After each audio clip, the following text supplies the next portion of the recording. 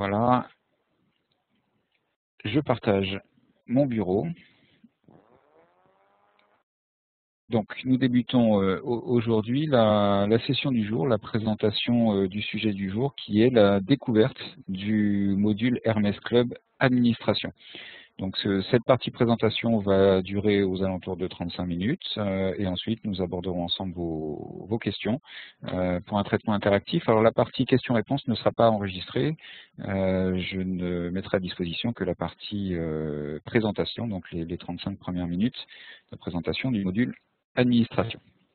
Alors, pourquoi ce sujet-là pour la session d'aujourd'hui, c'est que le module administration du logiciel Hermès est le parent pauvre des modules utilisés. C'est celui dans lequel on ne va pas souvent, voire jamais.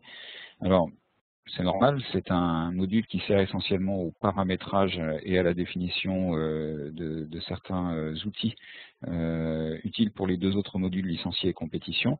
Et en général, une fois que le paramétrage est fait, on a très rarement à revenir dans ce module-là.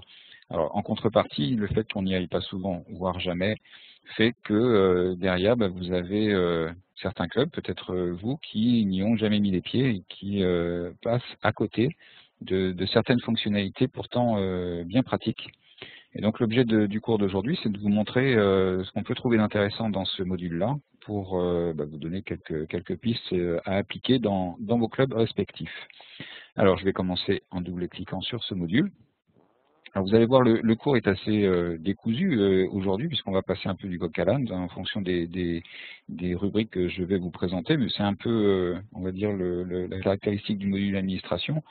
Comme il réunit tous les paramètres de l'ensemble du logiciel, on va passer allègrement de la partie licenciée à la partie compétition, sans lien évident les uns avec les autres. Donc, je vais rentrer avec mon compte administrateur. Alors c'est important parce que les comptes, on va dire utilisateurs, qui sont les utilisateurs classiques, n'ont pas les droits d'accès et de modification au module administration. Donc pour accéder au module administration, vous devez vous identifier en tant qu'administrateur. Donc voilà, le module administration, présenté d'une manière assez familière maintenant, parce que ça ressemble un peu au module compétition, avec des rubriques sur la gauche et puis l'espace de travail au milieu. Alors je vais tout simplement dérouler du haut en bas, à commencer par la partie qui s'appelle langue, ici, donc configuration générale. Pour vous dire simplement que le logiciel est paramétré par défaut en français, et même plus précisément en français, le français de la FFG, c'est-à-dire les traductions que la Fédération de golf a expressément souhaitées, par opposition aux traductions que la société Albatros avait déjà proposées de base, voire aux traductions qui sont un peu plus spécifiques à la Suisse.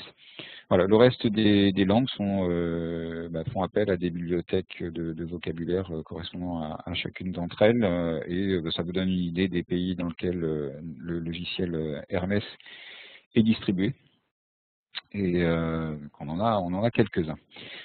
Pour la plupart d'entre vous, vous resterez sur la langue française. Pour certains clubs frontaliers, vous pourrez utiliser notamment l'allemand, voire l'espagnol dans certains cas.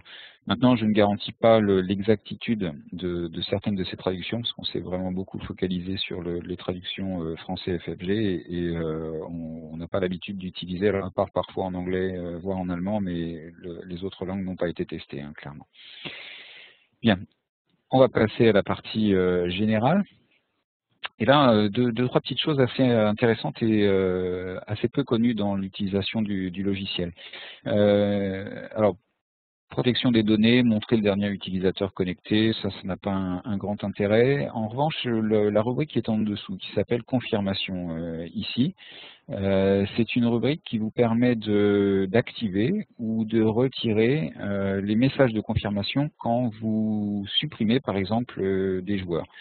Alors, j'ai certains d'entre vous, je sais que lorsque vous supprimez des joueurs dans compétition, ça peut vous intéresser de ne pas avoir le traditionnel message de confirmation de suppression. Donc regardez ici, je vais supprimer, je vais décocher suppression simple et suppression multiple. Je vais aller dans le module compétition. Vous allez voir en fait l'effet immédiat du passage de ce paramètre. J'ouvre le module compétition.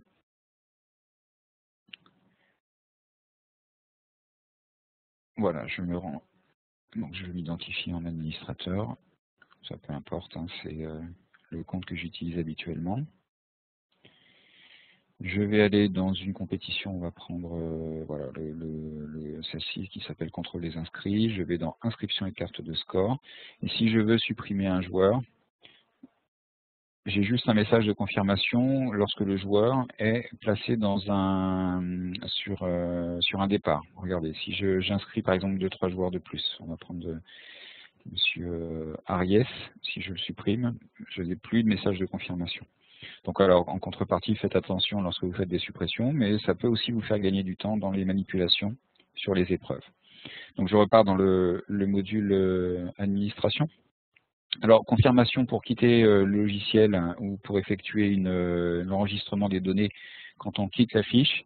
Donc ça, c'est le message d'avertissement lorsqu'on ferme un module. Et ça, c'est un message d'avertissement quand on quitte une fiche sans sauvegarder les données. Ça, je vous conseille quand même de le laisser de manière à ne pas perdre de données par mégarde. Bon, la partie fichier log, on s'en moque un petit peu, c'est purement technique. En dessous, réglage d'image. Alors ça va me permettre de vous présenter une option qu'on vous avait présentée lorsqu'on a fait le roadshow il y a pratiquement un an maintenant, mais qui, à mon sens, est encore très peu utilisée dans le club. Et peut-être que la période de l'intersaison sera intéressante pour commencer à la regarder. C'est la possibilité de prendre des photos directement à partir de votre poste, si vous avez une webcam, pour pouvoir vous constituer un trombinoscope de vos joueurs. Et donc cette partie-là ici s'appelle réglage d'image. C'est dans cette partie que vous pouvez définir le format par défaut des images capturées par votre webcam. Alors je vais l'enregistrer et je vais vous montrer comment cette option fonctionne. Donc je vais aller dans le module licencié.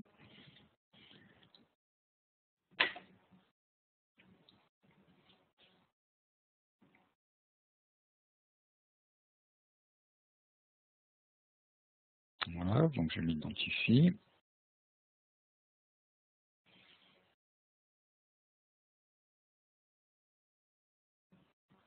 Bien.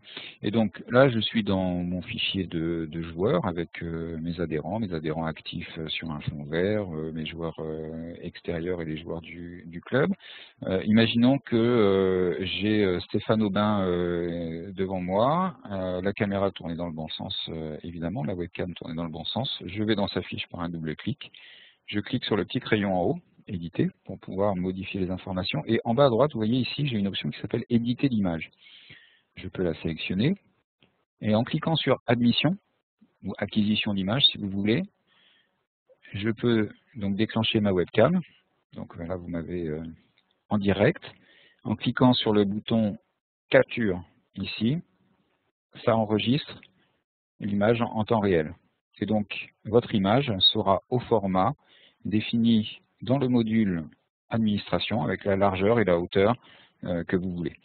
Donc en fonction de votre webcam, c'est vous qui choisirez ce format-là. Pour mon exemple, j'ai pris 250 en largeur par 200 en hauteur, ce qui donne une image pas trop déformée et relativement correcte. Il ne faut pas non plus prendre des images trop larges pour ne pas alourdir inutilement la base de données.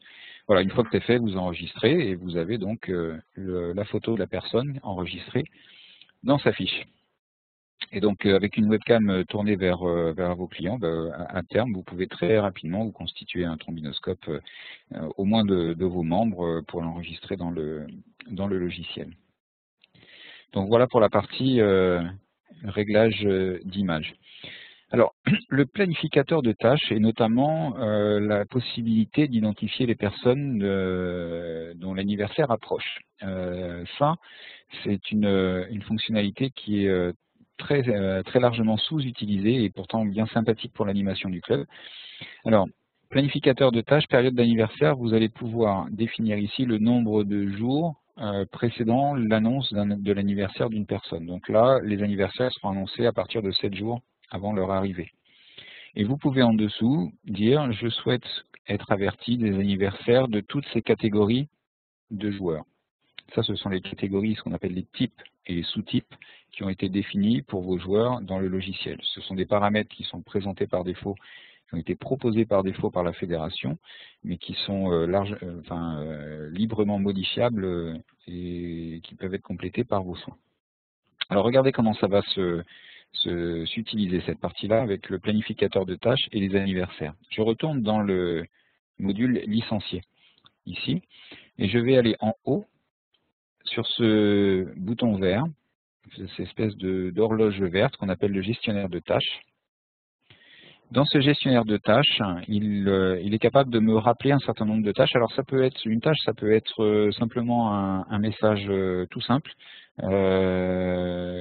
où les utilisateurs vont pouvoir se passer des informations en disant, en préparant à l'avance par exemple, pour dans 10 jours, n'oubliez pas, dans 10 jours, nous passons au tarif basse saison, où des travaux seront effectués sur les greens ou ce genre de choses. Mais vous pouvez aussi, dans la partie anniversaire, avoir accès aux personnes dont l'anniversaire est à venir. Et donc là, en l'occurrence, 7 jours avant leur arrivée. Donc cette liste qui est là, si vous le voyez ici sur les dates de naissance, ce sont bien les personnes dont l'anniversaire va bien prochainement arriver. Bien. Alors, ce que je peux faire à partir de cette liste, c'est faire un clic droit, sélectionner les personnes et dire après, par exemple, envoyer un email.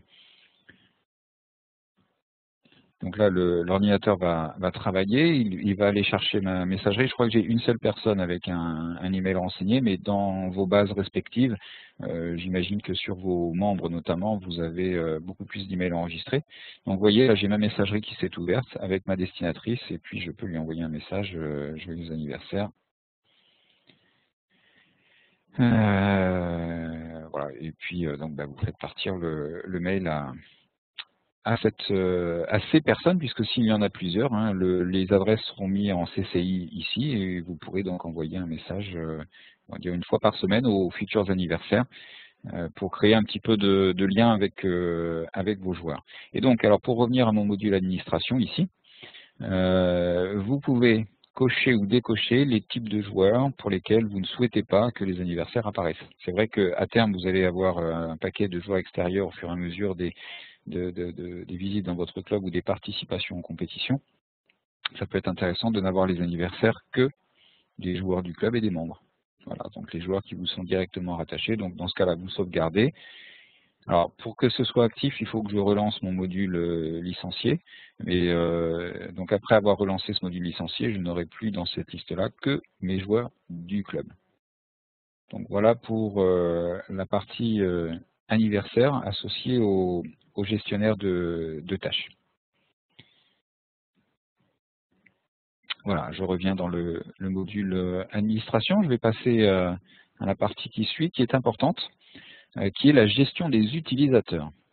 Ça aussi, c'est une fonctionnalité qui est encore assez peu utilisée et qui pourtant donne quelques avantages. Alors voilà cette gestion d'utilisateurs. Par défaut, dans le logiciel, on vous a créé deux groupes d'utilisateurs, les administrateurs, avec un compte qui s'appelle administrateur tout court, au singulier, et puis les utilisateurs, que j'ai renommés moi en utilisateurs classiques, avec un seul compte qui s'appelle utilisateur. Voilà comment les choses s'utilisent. Cette partie-là, elle est destinée à accorder des droits ou des restrictions en fonction des profils de vos utilisateurs. Alors imaginons par exemple que je souhaite créer un nouveau profil. Ici, je vais créer en haut à gauche ce qu'on appelle un groupe. Je vais lui donner un nom, je vais l'appeler par exemple le groupe accueil.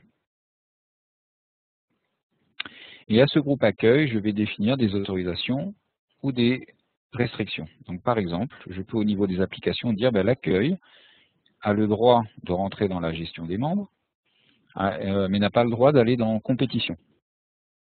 Alors le reste, ne vous en occupez pas, il y a pour nous en fait les deux modules qui sont simplement concernés, c'est gestion des membres et compétition. Donc voilà pour ce groupe-là.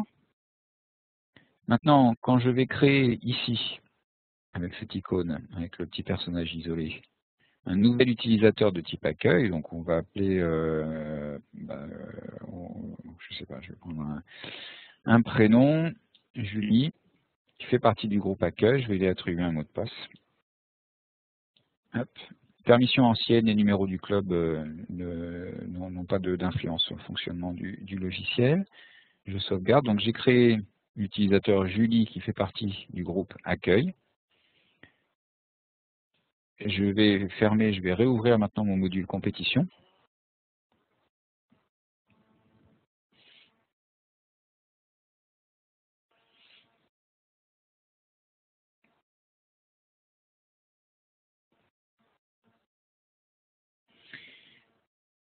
Et je vais m'identifier en tant que Julie, se connecter. Voilà. L'utilisateur connecté n'a pas le droit d'utiliser l'application sélectionnée.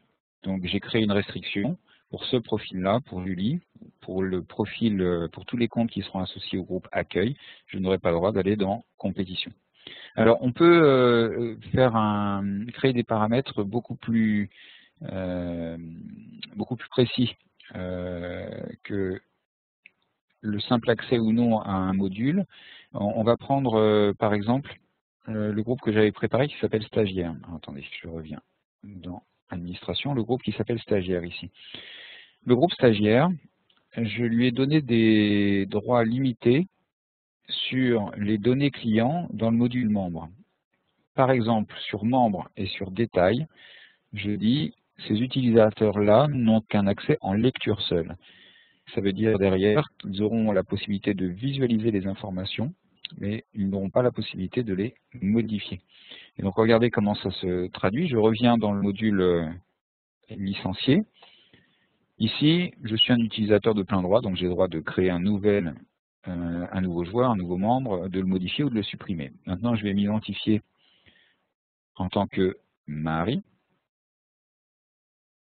donc qui fait partie du groupe Stagiaire.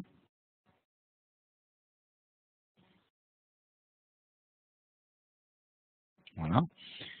Et je vais aller dans n'importe quelle fiche et vous voyez en haut, nouveau, modifier, supprimer sont grisés. Donc je peux visualiser et je peux consulter les informations, mais je ne peux pas agir dessus. Donc ça peut, si vous avez par exemple un saisonnier ou une personne qui a temporairement accès à Hermès et vous ne voulez pas qu'il puisse y avoir de modifications sur votre fichier de joueurs, vous pouvez procéder ainsi. Donc comment faire?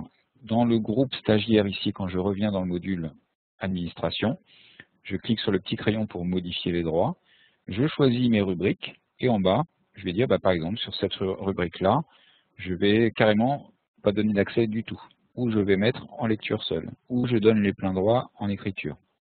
D'accord? Donc sur chacune de ces rubriques, vous avez la possibilité d'agir. Alors ça concerne le module licencié, mais bien sûr aussi le module compétition, avec la possibilité de créer une nouvelle compétition, de faire des exports, imports, accéder au live scoring, etc. Enfin, bref, le détail des actions possibles qu'il est possible de bloquer est assez précis, donc je vous laisserai l'occasion de regarder. Alors après, attention quand même, créer des restrictions, ça veut dire derrière qu'il faut vous assurer qu'à tout moment, tout soit possible, au moins pour une personne dans votre club, qu'il n'y ait pas de situation de blocage où vous n'auriez pas prévu, par exemple, votre absence ou un arrêt maladie ou quelque chose comme ça. Donc voilà pour la gestion des utilisateurs qui, je le rappelle, s'organise sous forme de groupes. Donc les groupes se créent avec ce bouton-là, dans lesquels on crée des comptes, des utilisateurs qui héritent des droits associés à chaque groupe. Voilà, et les utilisateurs se créent ici. Et donc j'en profite pour vous signaler que c'est dans cette partie-là que vous pourrez modifier les mots de passe de chacun des utilisateurs, à condition bien sûr d'avoir vous-même les droits sur le module administration. Donc ça veut dire qu'il faut que vous fassiez partie du groupe administrateur. Et modifier un mot de passe, donc par exemple je vais modifier le mot de passe de Julie, le petit crayon, ce sera voilà ici, on va entrer un mot de passe. Voilà, et vous le sauvegardez. Donc voilà pour la gestion des utilisateurs. Alors, autre fonctionnalité, on va passer un peu du coq à l'âne, mais ce qu'on appelle les champs supplémentaires. Alors, c'est toujours en relation avec le module licencié. C'est la possibilité pour vous d'ajouter des champs personnalisés dans les fiches des joueurs. Une fonctionnalité qui, je le sais, pour beaucoup d'entre vous, serait assez pratique.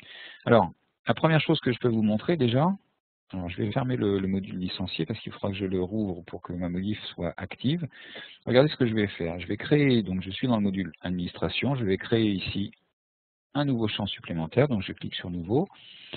Et là, j'ai différentes possibilités, différents types de champs que je vais pouvoir créer, et je vais vous montrer ce qu'on peut faire déjà avec un champ de type saut de page, avec une petite faute de traduction ici. Saut de page, on va l'appeler par exemple menu extra. Je sauvegarde. Saut de page, menu extra. Voilà, j'ai juste ajouté ça et vous allez voir tout à l'heure en quoi ça va se traduire. À l'intérieur de ce menu extra, je vais de nouveau cliquer sur nouveau. Et je vais choisir un champ de type string. Alors string c'est texte en anglais, donc on va créer un champ texte qu'on va appeler numéro de voiturette, par exemple. Bien. Voilà, donc ça j'ai enregistré un saut de page entre guillemets qui s'appelle menu extra et un champ de type texte qui s'appelle numéro de voiturette. Alors regardons maintenant comment ça se traduit dans le module licencié. En espérant que ça marche, parce que je ne l'ai pas testé tout à l'heure ça, mais je me souviens l'avoir déjà fait. Alors je vous prie de m'excuser d'avance, à chaque webinaire j'ai toujours un petit moment de solitude avec une fonctionnalité que je souhaite montrer et que je n'arrive pas à faire fonctionner du premier coup, donc je ne doute pas que ça arrivera également cette fois-ci. Je pense que vous saurez identifier ce moment s'il arrive. Alors je m'identifie sous mon utilisateur administrateur classique.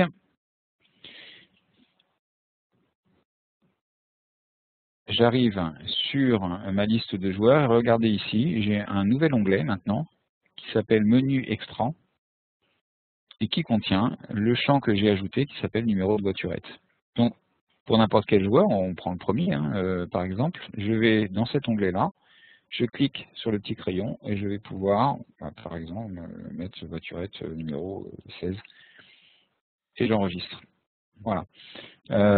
Si je passe d'une fiche à l'autre, je change bien de joueur et si je reviens dans la première fiche, j'ai bien le 16 qui est enregistré sur la fiche de Monsieur Abou. Voilà. Alors, un point intéressant à noter, c'est que quand vous allez dans Fichier, Exporter les données, normalement, les champs que vous avez ajoutés sont automatiquement ajoutés dans la liste des champs disponibles lorsque vous voulez faire des exports. Alors, les exports, je les ai montrés lors du dernier webinaire, si je ne dis pas de bêtises, et donc je ne vais pas le réexpliquer de manière intégrale. En revanche, j'en reparlerai dans un des prochains où on va parler de l'organisation des joueurs dans le module licencié. Donc si vous êtes intéressé par cette partie-là, je vous encourage à vous y inscrire. Donc normalement, je dois retrouver mon numéro de voiturette. Voilà, voici, le numéro de voiturette fait bien partie des champs disponibles pour les exports. Donc si je veux manipuler un fichier en dehors d'Hermès qui regroupe par exemple le nom, le prénom, l'index, numéro de voiturette et d'autres données des joueurs, vous pouvez utiliser exporter les données, vous donnez un nom à votre fichier, un type de séparateur, un emplacement, vous exportez, vous avez un fichier que vous pouvez utiliser après dans Excel, dans n'importe quel outil de gestion, on va dire, de texte ou de type tableur. Voilà, donc ça c'était pour la présentation de la partie champ supplémentaire. Après, il n'y a pas d'autre limite que votre imagination pour utiliser cette fonctionnalité-là. Alors ensuite, connexion Internet. Connexion Internet, pour la montrer simplement, c'est un paramétrage de base pour permettre à Hermès de bien communiquer avec Internet et notamment avec Fleol pour l'échange de données. En général, il n'y a pas à toucher à cette partie-là, sauf si on est dans des configurations réseau assez complexes. Configuration email, là également, il n'y a pas d'effet à modifier cette partie-là. Alors, dans nos projets, on aimerait bien pouvoir assortir Hermès du module de gestion de mass mailing, d'envoi d'email automatisé et en gros volume, ce que je vous déconseille de faire par votre messagerie classique pour ne pas être considéré comme spammer par votre fournisseur d'accès. Et ce module-là, on travaille pour essayer de l'intégrer dans le logiciel. Par contre, je ne peux pas promettre qu'il soit dans la version de l'année prochaine. En tout cas, ça fait partie des choses qui nous intéressent. Vous pouvez communiquer, on va dire, sans risque, en adressant jusqu'à 150 adresses dans un même mail. Au-delà, ça nécessite d'avoir un module complémentaire que pour l'instant Hermès n'intègre pas. Jours fériés, jours spéciaux, ça n'a pas d'intérêt pour nous, c'est pour ceux qui ont la partie Albatros de réservation des green fees, ça permet de topper en fait les jours particuliers, les jours fériés avec par exemple des tarifs ou on va dire des mises à disposition du terrain particulières. Alors on va passer maintenant dans paramètres du club. Simplement pour vous le montrer, donc la partie configuration géographique, licence de club, on laisse tomber, elle n'a pas d'intérêt. Configuration géographique. Vous aurez peut-être remarqué dans le module compétition, quand je crée une nouvelle compétition, quand je suis dans les paramètres détaillés, sur la droite, vous avez l'heure de lever et de coucher du soleil. Et le logiciel réagit en vous mettant un indicateur en rouge lorsque vos départs sont au-delà du lever ou du coucher du soleil. Et bien, pour gérer ce paramètre-là, dans le module administration, vous pouvez préciser la position géographique de votre club pour adapter automatiquement l'heure de lever et de coucher du soleil en fonction du moment de l'année. Donc je vais rentrer par exemple les coordonnées GPS d'Évian, donc plutôt à l'est de la France. Donc 46, 23, je ne ferai pas semblant de les connaître par cœur, je les ai notés. 6, 24, 10, voilà. Normalement hémisphère ouest. Fuseau horaire, donc en fonction de l'endroit où on se trouve, vous avez, alors à mon avis ça doit pas être ça, doit être plutôt hémisphère est, pardon. On a une heure de lever de soleil à 7h22, une heure de coucher à 17h11, et donc je peux jouer avec ces différents paramètres, et puis je peux même aller voir à quelle heure, par exemple en mai, est-ce que le soleil se lève ou se couche, avec ces paramètres-là.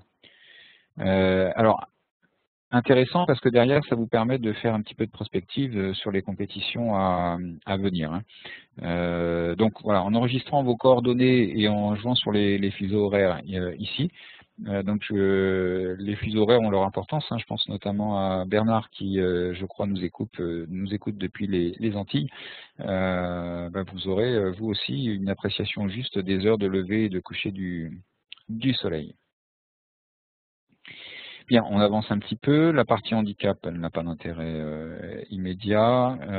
On va passer directement à la partie qui s'appelle client membre ici. Alors là, j'ai une petite chose à vous montrer qui est intéressante. Ici, dans ce cadre-là, raison de changement du sous-type client. Vous savez que vos joueurs sont organisés en type et sous-type, c'est-à-dire donc type par exemple membre, sous-type semainier.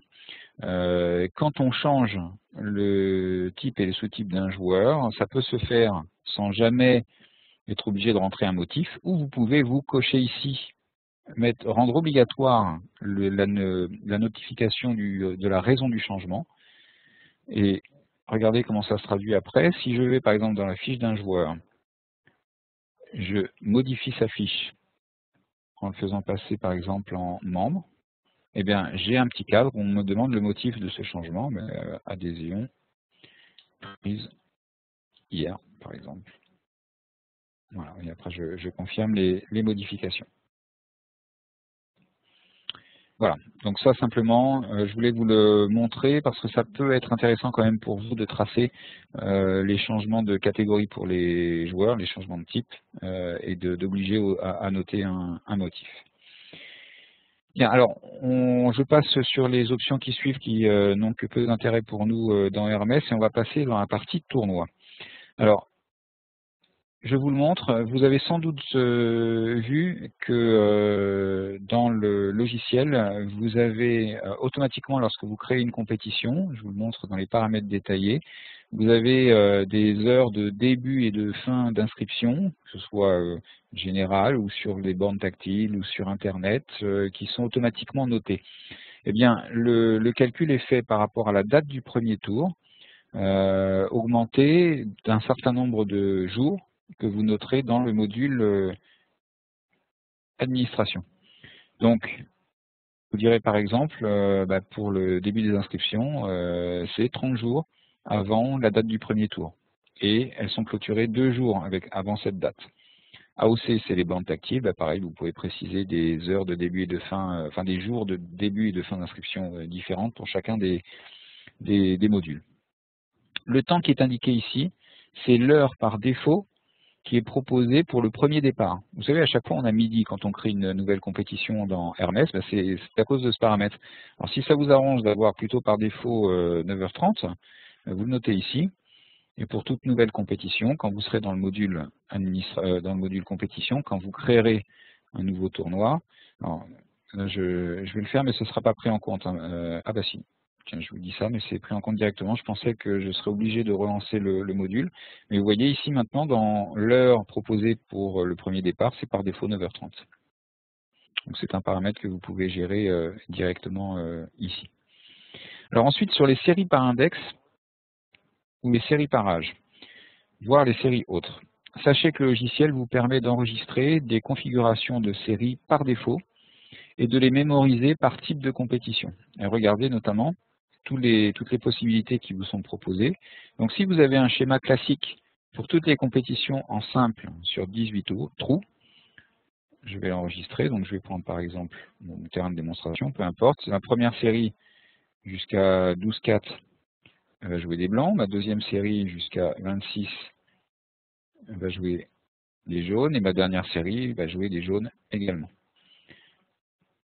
Je mets les jaunes partout, ça c'est simplement pour des raisons purement esthétiques. Je vais faire une configuration pour les dames, on va dire première série dames partira des bleus jusqu'à 18-4 et la deuxième série des rouges. Eh bien, ce schéma-là, je peux l'enregistrer. Donc il est mémorisé pour les compétitions de type simple sur 18 tours, 18 trous, pardon. Mais je peux aussi dire, je veux copier ce schéma et l'appliquer sur toutes ces formules, ou pas. Donc c'est à vous de choisir et vous pourrez ainsi vous constituer, on va dire, des modèles de définition de série d'index qui vont vous faire gagner du temps pour la préparation de vos compétitions. Donc d'office maintenant, si je crée une nouvelle compétition dans le module compétition, j'aurai ce schéma-là de série d'index qui sera proposé. Et c'est la même chose ici sur les séries par âge. Il arrive de temps en temps qu'on ait une question de savoir si on peut enregistrer des séries par âge par défaut, parce que quand on est dans Hermès, ici, dans les séries par âge, il n'y a pas de bouton nous permettant de sauver par défaut. Alors on peut dire utiliser les séries par défaut, voilà, mais on n'a pas de bouton qui nous permet de dire je veux sauvegarder ce modèle-là comme étant par défaut. Et tout simplement parce que ça se fait dans le module administration ici.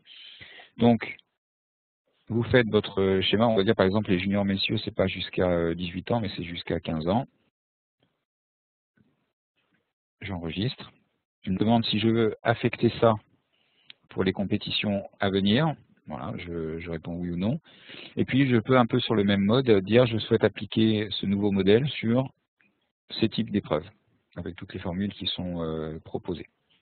Je peux aussi dire je souhaite que ce soit automatiquement appliqué pour tous les tournois futurs de ce type-là. Et je cocherai ceux qui m'intéressent. Voilà, je confirme aussi, il me demande une confirmation par type de compétition. Voilà. Et donc là, il fait son calcul et automatiquement, ce seront bien ces séries par âge qui vont être appliquées sur les compétitions faisant partie des formules que j'ai cochées. Voilà, je vous fais grâce de la partie série haute qui est sur le même modèle et de la partie remise des prix aussi qui vous permet de définir un modèle de remise de prix pour chacune de vos types de compétitions, chacun de vos types de compétitions. Pour la partie spécifique gestion des remises des prix, je vous encourage à aller voir l'enregistrement de session que nous avons fait sur le webinaire, je crois qui était au mois de juillet, et qui concernait la remise des prix parce que je pense que ça vaut le coup et c'est encore une fonctionnalité qui est sous-utilisée dans votre gestion de compétition. Alors, on continue, on va dérouler gentiment, et ça fait déjà 35 minutes, donc je vais essayer d'aller vite pour la fin. Information licence, ici, simplement pour votre info. Ça vous permet de savoir quels droits vous avez sur les différents modules proposés avec le logiciel. Bon, en ce qui nous concerne, gestion des membres, c'est-à-dire gestion de licenciés et compétition. Vous avez tous le droit d'utiliser 3 sessions simultanées, 3 accès simultanés à votre base de données. Là, j'ai mon module compétition et membre qui est ouvert, donc on le voit ici. Mais je pourrais avoir par exemple 2 autres postes clients qui eux aussi sont simultanément connectés sur la même base de données. On peut aller jusqu'à 3 utilisations simultanées de ce fait-là. Mais ça veut dire qu'on peut aller bien au-delà en nombre d'installations de postes clients. Là, on parle simplement d'utilisation simultanée. Exemple, au Golf National, je pense qu'on doit avoir 6 ou 7 postes qui potentiellement peuvent accéder au module compétition, mais on n'a le droit d'en utiliser que 3 simultanément, ce qui est largement suffisant. Bien, je passe à interface fédération. Donc là, vous avez en fait des caractéristiques de chacune des fédérations qui utilisent le module compétition du logiciel Albatros et qui pour nous s'appelle Hermès. Le paramétrage spécifique pour la fédération de golf, qu'est-ce que vous allez y trouver? Vous allez y trouver l'adresse du serveur Fléol, c'est-à-dire l'endroit qu'interroge Hermès lorsqu'il veut envoyer ou recevoir des données avec Fléol. Et puis vous avez la clé, les 2 clés de votre club. Donc ces 2 clés sont des identifiants uniques. Et si dans le futur vous avez besoin de changer des clés parce qu'il y a l'installation d'une version supplémentaire autorisée par la fédération et on vous fournit une clé différente pour une deuxième install, c'est ici que vous pourrez la noter. Et alors, je voulais simplement vous montrer cette partie-là pour vous permettre de voir ici que vous avez un principe qui est la connexion automatique. Vous avez en fait dans Hermès un module qui tourne en permanence en arrière-plan et qui vous permet d'aller checker, d'aller vérifier toutes les 3 heures s'il n'y a pas des informations disponibles pour vous. Alors, cette fonctionnalité-là, on l'utilise, je dirais presque à votre insu dans quelques situations. Par exemple, quand on a passé les tarifs fin de saison, donc avec les tarifs adultes 2012-2013 ou les tarifs fin de saison. On a envoyé la définition des nouveaux tarifs la dernière semaine d'août et toutes les versions Hermès de tous les clubs faisant un check régulier toutes les 3 heures, ces nouveaux tarifs se sont intégrés automatiquement dans toutes les versions Hermès de France. On n'a pas eu besoin de faire un déploiement pour mettre à jour les tarifs des licences. Sur le même modèle, on utilise ce système-là pour de temps en temps, on va dire une fois tous les 2 mois, rafraîchir la liste des clubs, tenant compte par exemple des nouvelles affiliations. Et donc on vous met à disposition la nouvelle liste des clubs et votre logiciel la récupère, même si vous êtes en train d'utiliser Hermès pour gérer une complète, c'est complètement transparent pour vous, vous récupérez les informations et elles s'intègrent automatiquement dans le logiciel. Donc ça c'est un système sacrément intéressant parce qu'il nous permet de faire des mises à jour sans avoir à redéployer à chaque fois des nouvelles versions dans les clubs. Et c'est aussi ce système qui vous permet de récupérer vos index de joueurs qui vont jouer à l'extérieur et récupérer des mises à jour sur les parcours ou un certain nombre d'informations peut-être vous concernant directement. Donc voilà pour cette partie connexion automatique. Alors je vous déconseille de le décocher parce que du coup vous aurez un logiciel dans ce cas-là qui serait inactif, quoi, hein. Bien, on continue dans les paramètres. Alors, toutes les parties qui suivent interface fédération sont vraiment très spécifiques à des modules que nous n'avons pas dans Hermès, donc je passe dessus et je vais directement aller dans importer ici. Importer et surtout import data from FFGolf. Import data from FFGolf. C'est simplement pour vous montrer que par cet outil-là, vous avez la possibilité d'importer des données dans Hermès. Alors ça, c'était ce qui était utilisé pour faire la transition entre LK et Hermès. Maintenant, l'année prochaine, on a demandé à ce que vous puissiez rafraîchir vos emails et numéros de téléphone de vos adhérents en lui permettant l'import de fichiers qui présentent numéro de licence, email, numéro de téléphone, pour que ça s'importe et ça se rafraîchisse automatiquement dans le programme. Parce que vous avez pour certains d'entre vous des bases de clients qui sont sur d'autres logiciels, voire sur Outlook ou autre, hein, et ça peut être intéressant pour vous, pour peu que vous fassiez bien la liaison avec le numéro de licence, que vous puissiez rafraîchir comme ça votre fichier de joueur via cet outil-là. En revanche, importer client tout court, volontairement c'est vide, c'est bloqué, parce qu'il y a tellement de contrôles sur on va dire les caractéristiques d'une fiche client qu'autoriser un import général de joueurs dans le module licencié serait très dangereux pour la stabilité du logiciel. Donc on l'a volontairement bloqué. Alors ensuite, outils clients. Quelques options vraiment intéressantes. Remplir les champs. Alors ça, si vous avez de la saisie en volume à faire, c'est sacrément intéressant. Donc là, vous voyez, vous avez votre fichier de joueurs qui est présenté. Je peux appliquer des filtres, dire par exemple, je veux uniquement mes licenciés actifs. Donc, j'ai uniquement mes licenciés actifs, 571 joueurs. En cliquant sur ce bouton-là, qui s'appelle remplir les champs, je peux choisir un champ.